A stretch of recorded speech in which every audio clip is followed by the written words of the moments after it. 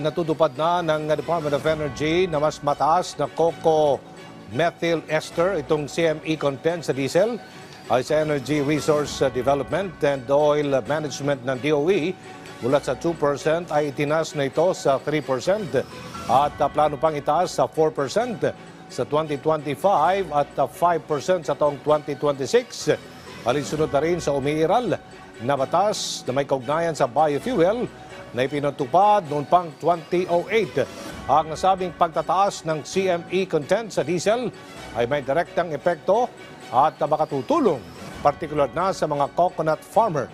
Sa mga pag-aaral at testing na isinagawa ng DOE, maliban sa nakakatulong rin ito sa kalikasan, mas gumaganda ang mileage ng isang diesel na sasakyan kasabay ng pagtaas naman ng CME.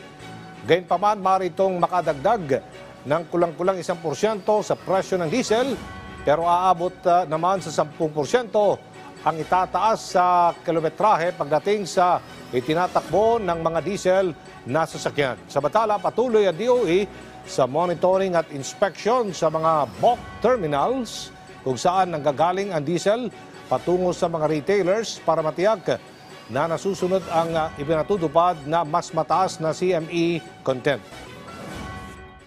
Dahil itinaas na natin po sa 3% ang biodiesel, bababa ang emission by, kinocompute ko lang, almost over 2%. No? Ang ibababa ng emission. So ito ay isang malaking tulong din sa ating krisis na inaharap ngayon sa climate change.